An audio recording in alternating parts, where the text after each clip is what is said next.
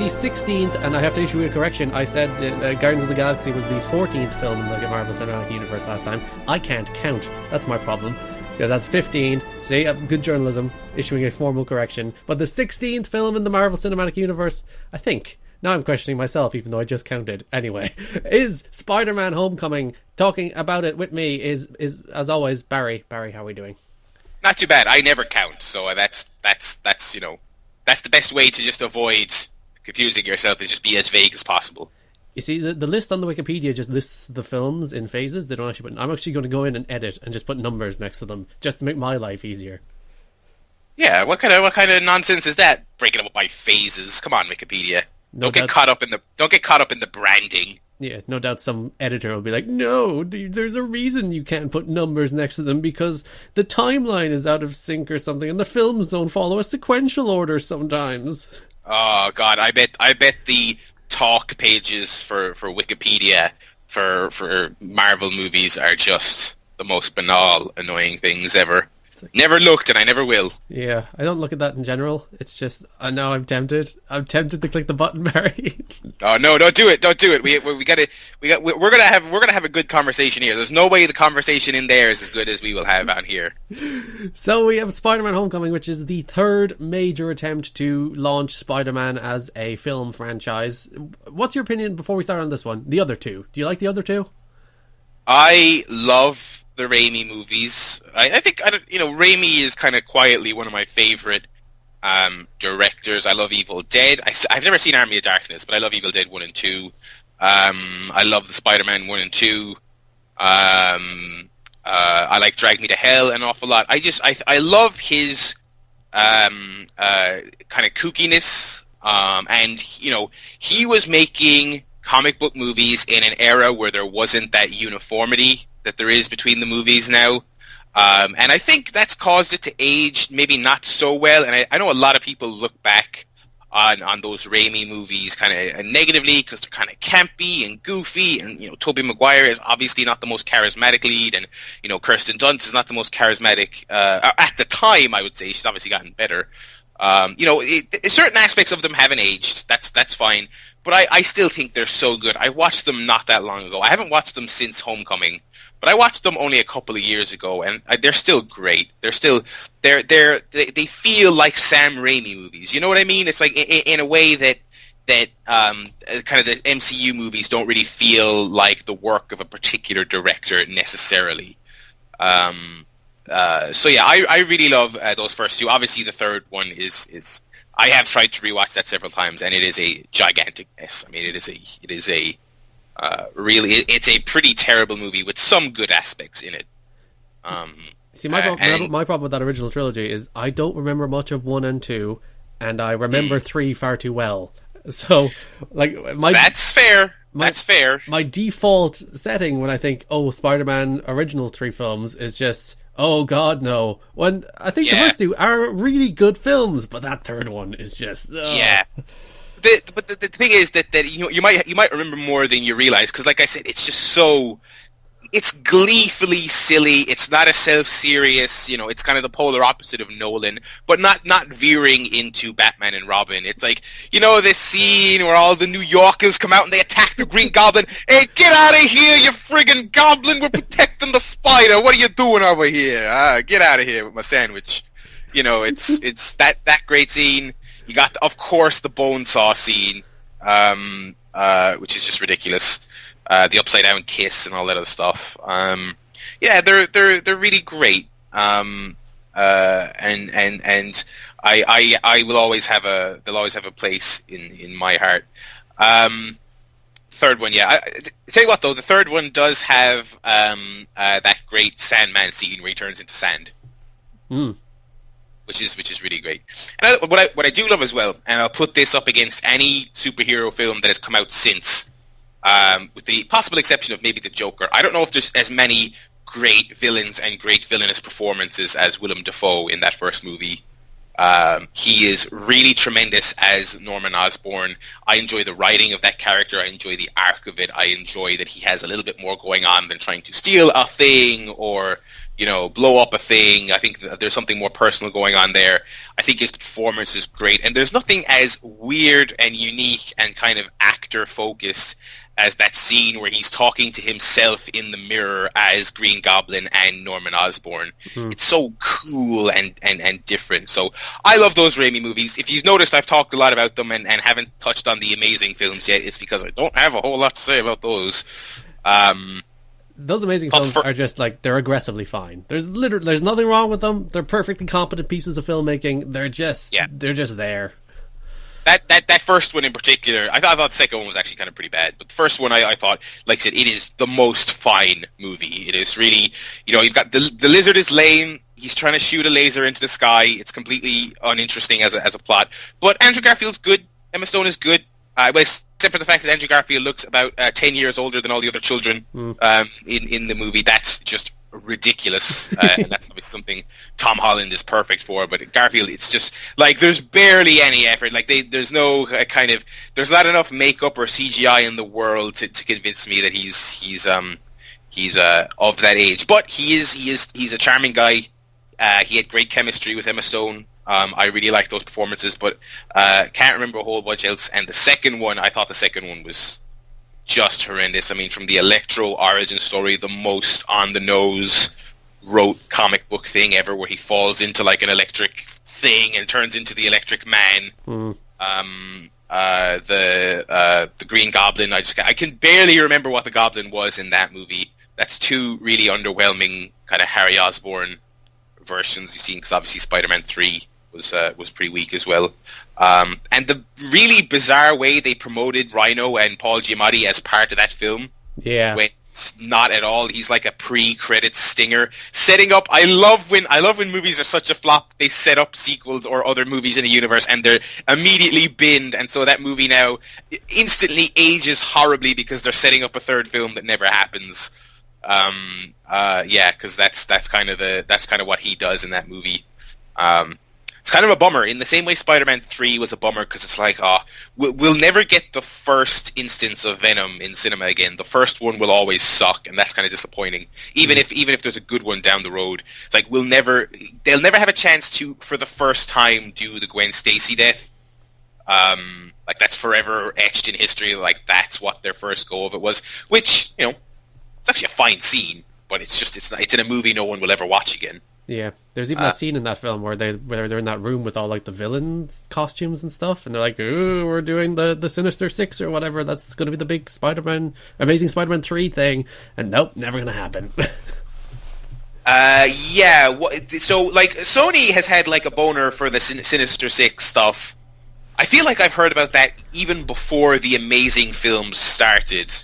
Because I'm fairly sure it wasn't until 3 was such a disaster that they even binned that series. That they had plans. I mean, there's two things that have been in the ether for the longest time. The Venom movie, which I remember hearing about, like, before 3 even came out. I remember hearing that there was like, we're toying with the idea of doing a Venom movie. And even as Spider-Man has died and been rebooted and rebooted again, that idea has persisted, gone through countless directors and writers and all this other stuff, and as of this recording, it's I was going to say apparently happening. It's not apparently happening. It is happening. They're in principal photography right now, I believe. It's out this year. Yeah. That's kind of, to me, that feels like the end of an era as a comic book movie follower. It's like, I would forget that movie was an idea, and then once in a blue moon, IGN would tweet, "Oh, hey, the director you didn't even remember was doing this film? Yeah, he's gone." I was like, okay, whatever, I don't care. I didn't even know they had a script. But yeah, and Sinister Six, I feel like slightly less long, but has also been like milling around in the ether for so long. And as we'll get to in Homecoming, I feel like they have actually planted the seeds for that. But yeah, they did so in 2, and Amazing 2 rather, and it went nowhere. It's weird. It's a tumultuous history, isn't it? Spider-Man in cinema. It is. It's just weird. It's basically like a house of cards of plans that eventually just all come crumbling down. Yeah. It's just like, Venom, maybe, no, and then like, Tom Hardy's going to play Venom. That film is out in October, apparently. We'll see how that goes. But And then Yeah, I'm gonna just for conversation's sake, I'm gonna look up. I actually can't recall who is writing and directing this Venom movie. Do you know off the top of your head? I have no idea. So yeah, Tom Hardy is obviously the star, which is I could see him as a Venom, as in the I don't know that I see him as everyman loser photographer, Eddie Brock, but he's a versatile guy. I like Tom Hardy an awful lot. He's pretty talented, so we'll see. They put out in a hilarious bit of clickbait. All the sites ran with first image of Tom Hardy as Venom, but it's him as Eddie Brock. So it's Tom Hardy with his brown hair and his regular man clothes, just kind of standing there. It's a picture of Tom Hardy, isn't it? Yeah, here's a picture of Tom Hardy on set. He could be doing literally any movie. So let me see here. I will say Tom Hardy's a better Venom than Topher Grace was.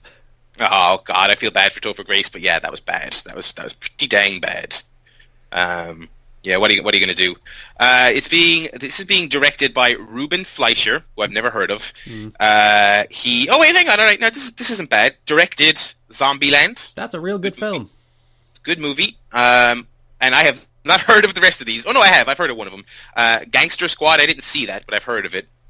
I've seen all of Santa Clarita Diet, which is a fun show. Did he do that? Is he on? He was executive producer of it and directed a couple episodes. Okay, Funny or Die presents. I've heard that's all right. This is okay. This isn't the worst. I think Marvel has taken bigger gambles than this, so we'll see. 30 minutes or less, I heard, is okay. Yeah, this is okay. It's the kind of like mixed bag resume that like David Ayer had before Suicide Squad, and I feel like that movie was kind of not even really his fault.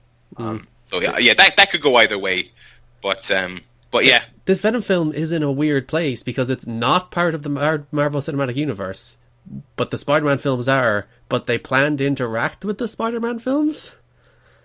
Yeah, it's super odd. It's kind of, so it's kind of like, it reminds me of the way DC do things, because like, DC own the rights to all of their characters, to my knowledge. They don't have the legal strife that Marvel does, but they kind of force it upon themselves because they just simply opted to have their TV shows not be canon with their movies, which is fine. I don't think everything has to tie in together, and so even as Disney begins to buy up the world, Marvel still have these headaches of interacting with other IP. I mean, I suppose should we probably open this with, like, I guess, prefacing how it came to be. I mean, there's not much to say really, but it seems like after Amazing Spider-Man 2 was a critical flop, and I would have to imagine a box office disappointment. They threw their hands up and said, let's just sit at the table with Marvel and see what we can work out. And there was discussions between Marvel and Sony before, like there was discussions to have the the Oscorp Tower, I think, in the Avengers, when they're flying through New York smashing buildings. There was discussions to have, I think it was the Oscorp Tower, just be one of the buildings they happened to smash through, and it fell through pretty late just because they couldn't get it done in time. Between them going into even before they gave up on the Amazing Spider-Man film, what I imagine was planned to be a film series or a franchise or universe or whatever you want to call it these days. But yeah, and then Sony are basically like, screw this, we'll just take a cut of your fancy Disney money. Yeah. It's like, we'll just give you Spider-Man, it's fine. Yeah, I'm wondering if Sony's kind of like hands off with this stuff so far, but I'm wondering if in true Sony style they'll balls it up somehow. Like maybe this Venom movie, which is an MCU, but as you said, might interact with Tom Holland's Spider-Man. Like, knowing their track record, I mean, this Venom film could just be the biggest clusterfuck. I mean, it could be a disaster. But we don't really know. But yeah, so Sony are hands off. Obviously, I like that they when I was rewatching this film, they get first billing during the sort of graphics in the build up to the film. They do distribute it as well. Yeah, so they it was a Marvel Studios production. So yeah, it's very odd. Also, I've never heard this confirmed, but it's kind of an educated guess, is that the upcoming big tentpole Spider-Man release video game is a Sony exclusive on PS4. Yep. And so the assumption made was that as a bargaining thing was that Sony basically gets an exclusive thing. And I'd imagine there's not smoke without fire there. Yeah. I mean, it would make sense. And I can't wait for that. Just as an aside, Insomniac working on that, good team. Made games that are fun and you can see them easily transitioning to Spider-Man. I think that's a cool thing. But the complicated world of Spider-Man. All said and done, when it comes down to it, we got a great ass film here. This is 15 minutes of build-up to actually start talking about Spider-Man: Homecoming. Yeah. It's a long way to get there. We spent as long getting there as they spent getting to make it. Yeah. Like the name, obviously, it's a fun name because obviously Homecoming dance, but of course it's Spider-Man as produced by the Marvel folks, where everyone wants him to be. Which, how do you feel about this film? I love it. I really enjoyed it when I first saw it. I had reservations about it. I thought there was a little too much of that MCU-ness in it for me, a little bit too much of that safety. On a rewatch, that stuff I barely registered with me at all. It was so fun. It held up tremendously on a repeat viewing. I thought it was really fantastic. I think rewatching this probably bumped it up a few spaces on my top 10 films of the year or whatever. So like it's film of the year quality, not just like good superhero film quality. I think so. I think it's one of like my favorite blockbusters in recent memory. I think it's charming and action packed, and it moves at such a brisk pace. I did not notice this film going by at all, and it's the usual Marvel thing. It was like it's 2 hours 20 or something like that. Is it about 2:10? 2:10, yeah. So not a short movie, but I barely noticed it. Nothing dragged. All the characters were great. There were no annoying characters. There were no. On a repeat viewing, the MCU hooks, I weren't bothered by it all. I even appreciated them more, I think. I really loved it. I really, really did. When I first saw this, and I don't know why this, I think, annoyed me so much. Like, there's a line in this film, and it's actually a really good scene when Spider-Man is crushed by the Vulture by basically a building, and he's sitting there, and he sees his face and half the mask, and it's split 50-50, and you're supposed to think about that line Tony Stark said to him. It's like, if you're nothing without the suit, you're nothing. And then they played the line, and I'm like, no! Oh, yeah. No! Yeah. That did bother me, actually, as well, on a repeat viewing. Yeah, because I'd forgotten about that. Yeah. Because the visual there is so good, where he sees the split 50-50. It's like, oh, that's so great. And then they play the line, and it's like, that was added in post by some marketing executive at Disney saying, I just don't get it. Yeah, I wonder if that was a Blade Runner-esque thing where there was several hour arguments between executives about whether or not the audience would get it, and they recorded it, this voiceover, and debated until the absolute final moment whether or not to put it in, because it did seem so on the nose. But what are you gonna do? Yeah, I don't know why that annoyed me so much when I first saw it, because realistically, it's actually one of the very few nits you can pick from this film, because this film is so much fun. Yeah, it really is great, and it ticks so many boxes. It's got with Spider-Man, you've got a lot of masters to keep, especially when you're tying it into the broader universe. But it's like this is of the three modern movie iterations of Spider-Man, this is the one that really goes hard on the idea of he's in school. He is a high school student doing high school student things, struggling to keep the balance with being Spider-Man. I mean, he's 15. Tom Holland looks 15. That's perfectly believable. Spider-Man 1 is like not even touched upon. Spider-Man 2, he does struggle with being Spider-Man and his real life, but he's also like a college student and he's working a job, so it's not like he's a kid dealing with that. It's like he's an adult, like any other superhero trying to find the balance. Whereas this, it's like he's a dork who builds Legos with his friends and things like that. It's very kind of ground level, kind of high school teenage drama fused with superhero stuff. You've also got kind of I like the montage early on where he's solving some of the street level crimes and returning the bike and stuff. Kind of has that feeling of, hey, we got to tick the box of he's a New York superhero. He's got to mix it up with all the various cultures and people in New York, and they tick that box. It's tough, but they cover their bases really well, and particularly on the youth front, I feel like it was something that the other series didn't do. And I do like he goes to this super nerd school, and he's still king of the nerds at the super nerd school, bullied for being a giant nerd in a school for high achievers in science and math or whatever. Yeah, absolutely. I like speaking of the super nerds. I did appreciate that Flash is in this movie, but rather than just being another version of him where he's a jock, he kind of resents Peter because Flash is also a genius, but he's outshined by Peter, and therefore he resents him. Bullies him for it.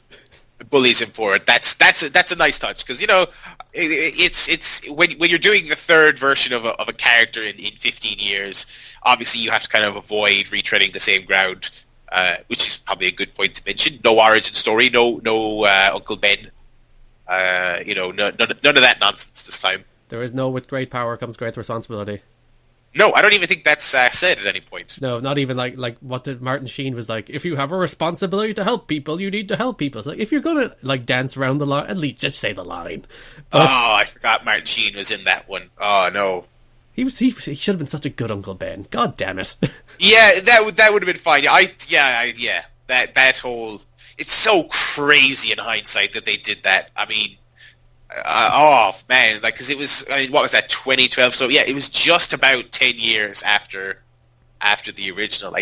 That's crazy in hindsight that they did that. But I guess they wanted to firmly establish that, hey, this is a new thing. But yeah, this does just fine without doing that. Literally, doesn't even mention him. Uncle Ben is not a factor in this universe yet. I do think he has to be. I'm sure people. Yeah. I think people would push back on that. It's like, oh, we've done it 2 times already, but it's like it is a formative part of the character that is Uncle. That's why he's a superhero. Yeah, right, and it's part of them having so many masters to keep happy is that you're trying to satisfy the comic book fans tied into the MCU, make it an actual good movie, but also avoid retreading the things that were done previously. So it's tough, but yeah, like you say, I would maybe like an acknowledgement of him in the next film. I don't think he has to be a significant part of it, but just a little something to say, hey, yeah, because this is a huge part. This is like, I'm sick of hearing about Batman's parents, but at the same time, you can't just not address it either. Yeah. That's it's a part of who the character is. So it's like it would be like, having a Superman movie where he doesn't kind of look up at the sky and go, maybe I don't belong here. As tired as it might be, you kind of have to, pay lip service to it at least. It kind of, in the same way as Batman's a good example as well, because it defines the character's moral compass, and that's where their drive to help people and save people comes from. And as you said, you don't have to flash back to Uncle Ben falling through a wrestling ring or whatever. But you have to. I do think you have to bring him up. Just at least bring him up. And that's another thing that that this movie does differently to kind of differentiate it. There isn't a whole lot of moral dilemma for Peter in this film because, again, that's something that was kind of done previously, and so it's kind of more of a coming of age story, and that the line we mentioned previously about if you're nothing without the suit, then you shouldn't have it. That's kind of the moral of the story. And I remember watching the trailers for this film and all the Iron Man stuff. I was like, I don't need Iron Man all over this movie. I don't need the Avengers all over this place. I don't need an Iron Man movie with Spider-Man in it. But I enjoyed it a lot in the cinema, and I thoroughly enjoyed it on this repeat viewing.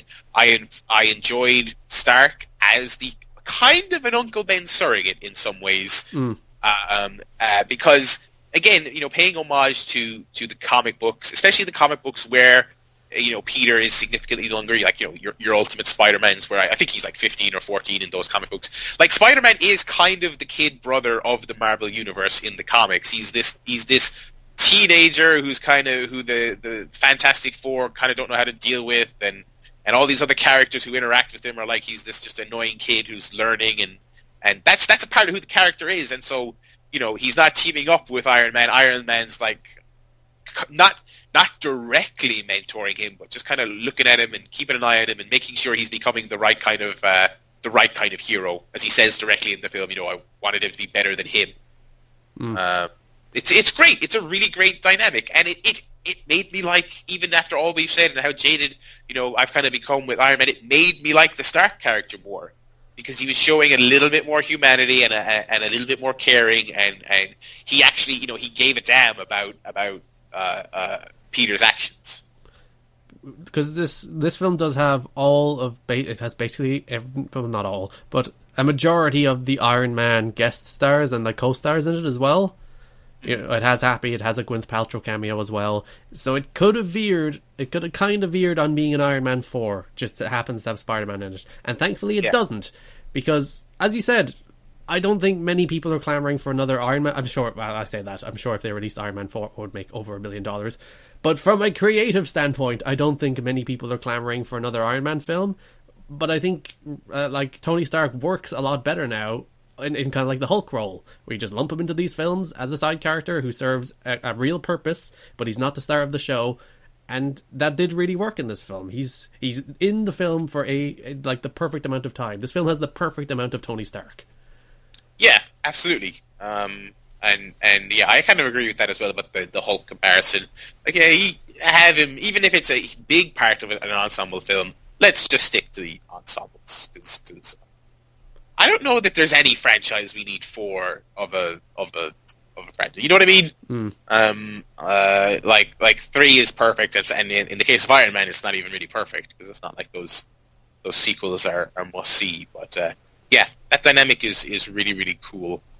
And they just on the subject of the other kind of MCU tie-ins, I thought the Captain America stuff was very well done. This film has the best post-credit scene in the Marvel Cinematic Universe. I strongly disagree. I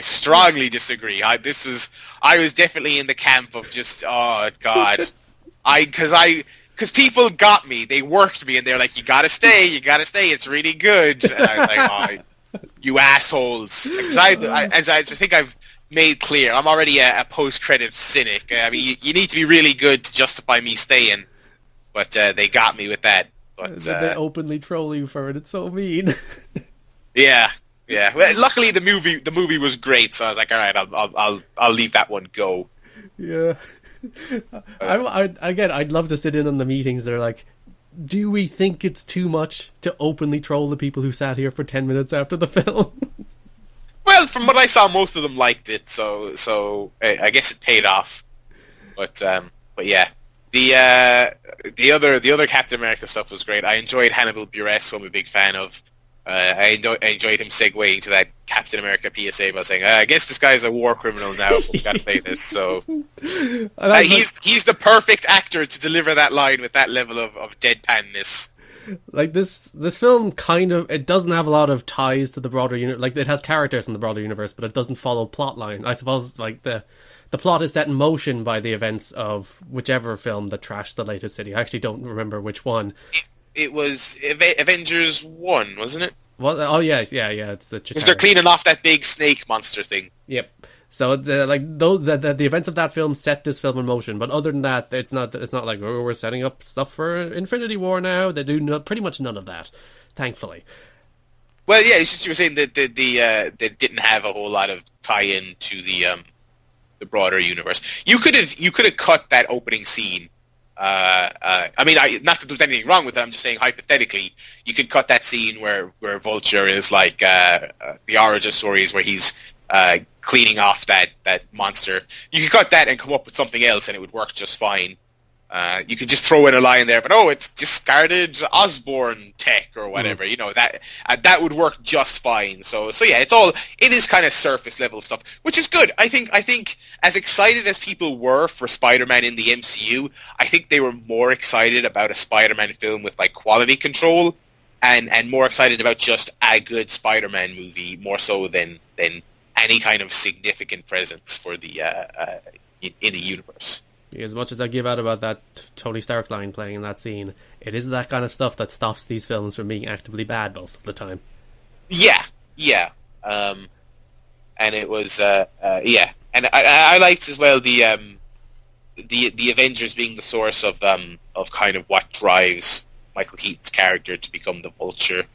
Again, when I saw in the trailer, I was like, oh, he hates the Avengers. I was like, oh my god, give me a break. But in execution, I thought it was pretty interesting, pretty well done. We really can't talk about this film without talking about Michael Keaton.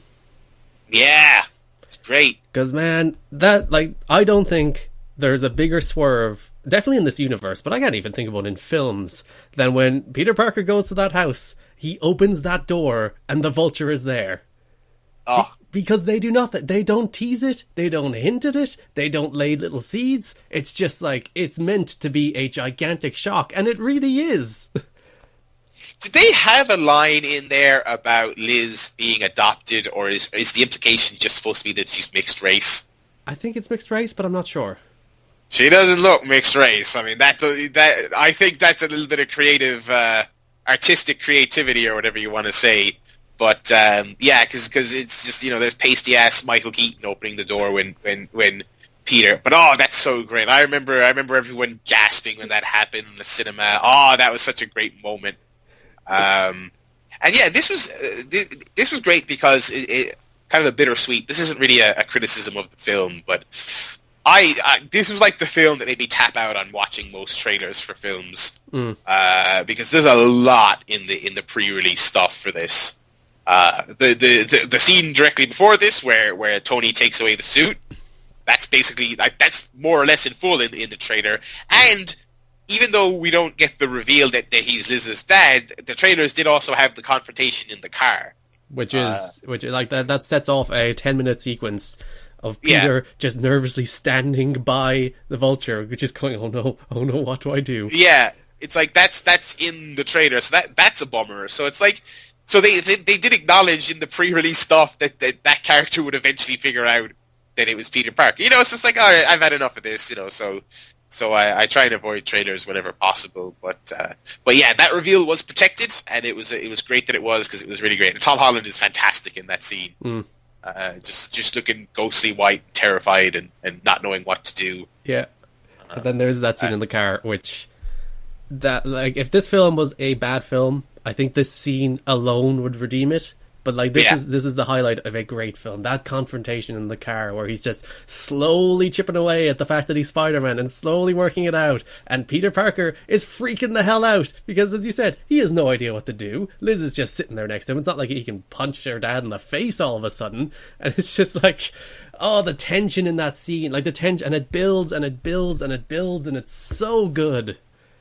Yeah, it's really fantastic. They got the green light shining on his face as well when he's when he's talking at one point. That's a cool moment. Yeah, it's really great. It's really great, and I like his Vulture outfit. That's more than that. It's like a wingsuit. It's really cool. I like the gimmick of that kind of syndicate that they're using the alien tech to make weapons. It's a cool idea. It makes the justification for how these superheroes supervillains rather where their tech comes from, rather than just saying, we invented it, or it's Kingpin funded it, or such and such a character made it. It's like, okay, well, they tied it. It's alien. It's straight up alien, which is great. So we got Shocker in that crew, 2 versions of Shocker. We technically had a pro wrestling reference to the pro wrestler Shocker as well. Yeah, that was great when they're first having the debate.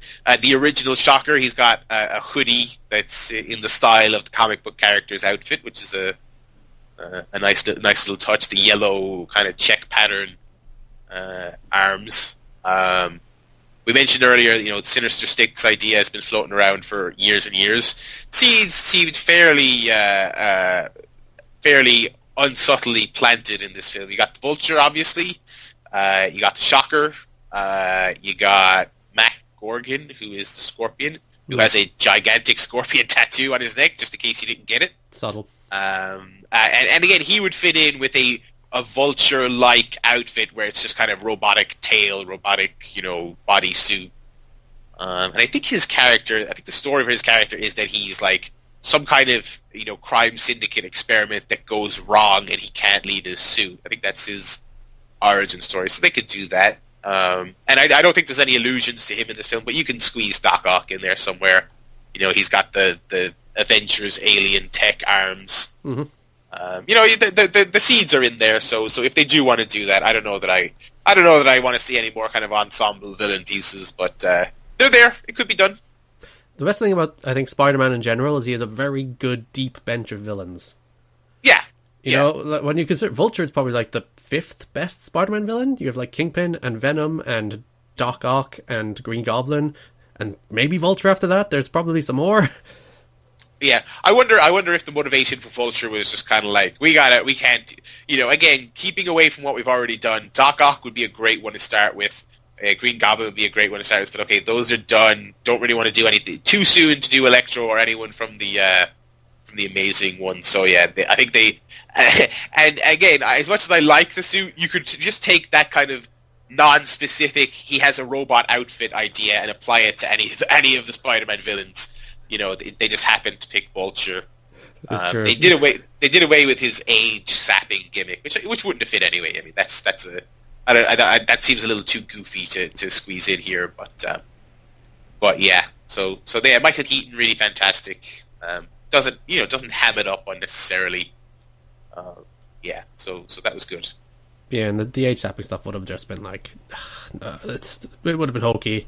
And the core of this film is Michael Keaton just does this stuff for his family. He was laid off, basically, because of the Avengers, and he found all this cool alien tech, and he's just going to sell it for money. Yeah, it's grounded. It's definitely grounded, as you can be in the MCU. He doesn't want to destroy the world. He doesn't want to rule New York. He just wants to sell some cool alien toys and crime just so his family are happy. It's like, yeah.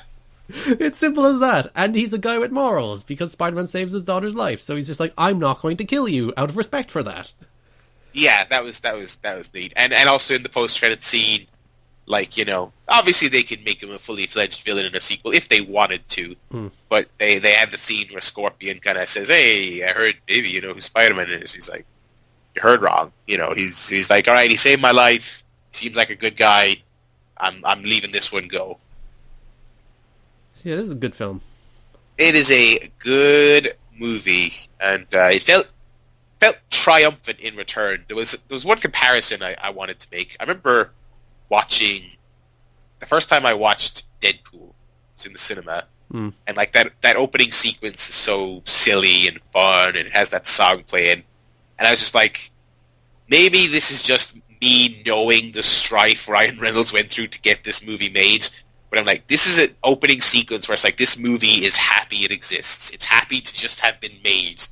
And Spider-Man Homecoming, when it opens with the Marvel Studios logo and it's got that marching band Spider-Man theme that just sounds triumphant. Do you know what I mean? It's like those horns are going. It's like da da da da da da. It's like it knows that you are ecstatic that this is a thing that's happening. And it's just the whole movie carries that energy through it. And it's a good movie with great characters and really fun action and good jokes. It really does feel like someone at Marvel has been sitting there since, 2008, going like, "We want Spider-Man. I want it. We want it so bad." And then it's like, we have it. It is ours. And there is that sense, it's like, yeah, go us. Yeah, and it's I would wonder how long the negotiations actually were on. I mean, obviously you alluded to the Avengers negotiations, and I mean, who knows? It could have been even further back than that. I mean, I would imagine that this has been long discussed. Because it was first leaked in that Sony data breach, wasn't it? Ooh, I don't remember. God, there was so much that came out of that. It's like I can't even remember much of the specifics of it. Which I'm pretty sure that was 2014. That sounds yeah, it would have been, because I think that was also when the PSN outage. Oh no, that was separate.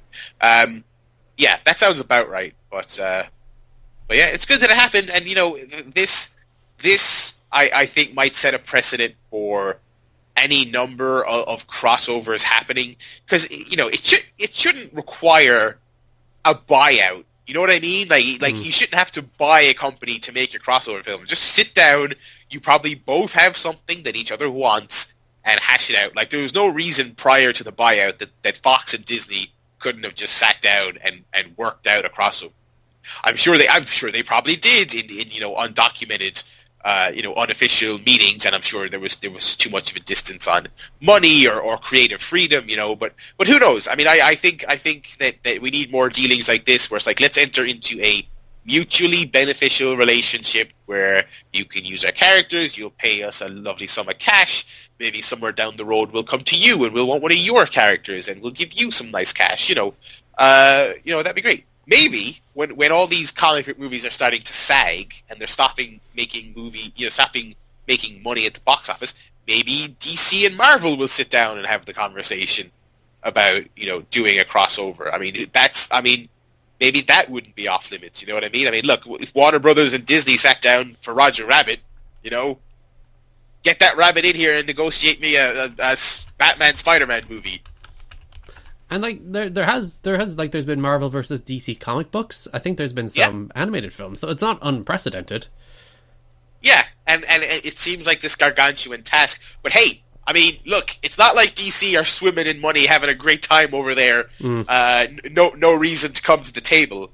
I mean, I realize we're talking some stuff that's nowhere near happening now. But like I said, I didn't know that we would ever get. I always thought Sony would hold on to Spider-Man for dear life, and he was like their one commendable thing.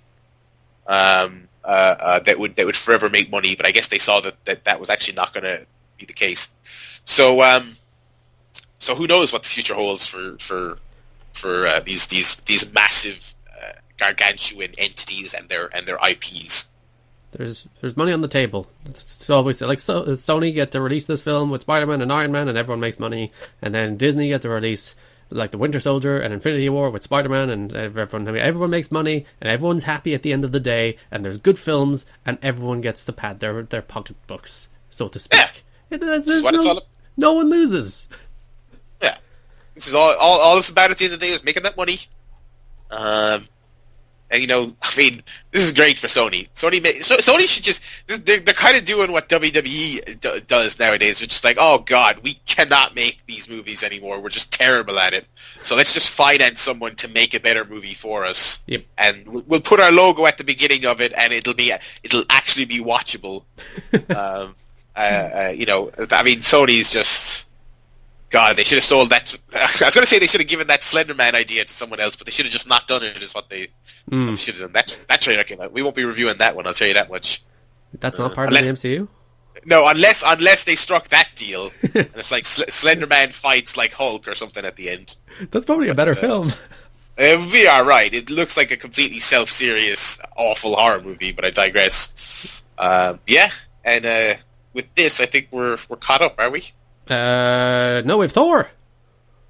I completely forgot about Thor, and that was a great movie. Yeah, it was. I forgot to mention. I mentioned briefly earlier. Gwyneth Paltrow. This is the weirdest place for Pepper Potts to suddenly be back in the MCU, wasn't it? Oh, I forgot about that. Oh my god, yeah. Yeah, and again, that was another moment that got like this audible reaction from the crowd. I appreciated that, as weird as it was. It was very, very weird. Because we talked multiple times about how the women just randomly have disappeared for this universe, and there she is at the end. It's like, woo! Yeah. And there was weird references in like, not Winter Soldier, the other one, Civil War, where it's like, oh, we've broken up, I don't know. But apparently they're back together and happy. Yeah, it kind of feels befitting of that relationship, I guess. Although I'm certain it wasn't deliberate. I don't know that they were necessarily intentionally building intrigue with that relationship. They probably were just like, this isn't important. We're doing our Civil War thing that can't be bogged down with a relationship right now. And more than likely, it would have cost far too much money to bring Gwyneth Paltrow in for what would have amounted to a cameo, even though they did it here. Even though they did it here, yeah. Although the cast was gigantic in Civil War, you got to pay, Johansson and all those other people as well. So, but anyway, yeah, this was a cracking movie. Yeah, I guess we got another cracking movie before we're officially caught up. Yes, Thor Ragnarok, when's Black Panther out? It's out on the 12th, is it? So yeah, I mean, we could get it done, but I don't know if we will. But yeah, one more, and then by the time that comes out, we'll be one behind again. But yep. Yeah, we're nearly there. We'll be caught up by Infinity War. That is true. That is definitely true. And hey, we got that outfit at the end of this movie. He's in that in Infinity War, so that's interesting. Though I forgot to mention it. The Iron Manization of Spider-Man is not a thing I'm a great fan of, and I hope they don't lean too far into it. Yeah, I like the idea that he might use it in special occasions, but I don't need him being a robot Spider-Man. I don't need him going pew-pew, scanning things with his lasers. Although one thing I like about Spider-Man, because I've actually been a Spider-Man fan since I was a kid, because I was, of course, of the generation of the Fox cartoon, which I adored, the PS1 games, which I adored. I got that. Spider-Man got me into comics. Had all the officially licensed like Fox Kids cartoon toys and all of this stuff. One thing I always liked about Spider-Man when I was a kid was like all the different versions of me, all these different outfits, and feel like, man, 8-year-old me would have fucking loved that Iron Man-ish Spider-Man suit at the end of this movie. I probably would have paid too much money for an action figure version of it. I digress. Though we were talking about the Sinister Six earlier. A cool film idea. Sinister Six, again, the way Spider-Man always does like the Madam Web multiple universe Spider-Mans? Sinister Six versus all the Spider-Mans, and that's super cool. That would be alright. Yeah, I wonder at what point, probably not, it's probably too weird and risky to get to it, but I wonder at what point are these movies gonna get into the dimension hopping. I mean, I guess Infinity War, they could broach that. I'll say this, I don't know a thing about what the Infinity War really is. I assume it's just a load of fighting over Infinity Stones. But a lot of Marvel universes, in particular Spider-Man. Spider-Man's done a lot of dimension hopping and cloning and lots of... Spider-Man has gone some places in his time. And I wonder, as these movies drag on, and especially as they continue to make more of these Spider-Man movies, I wonder if they will go in any Madam Web, here's 3 different Spider-Men, I wonder if they'll go there, but we're just at the beginning. We are just at the beginning, so we'll judge that as it comes.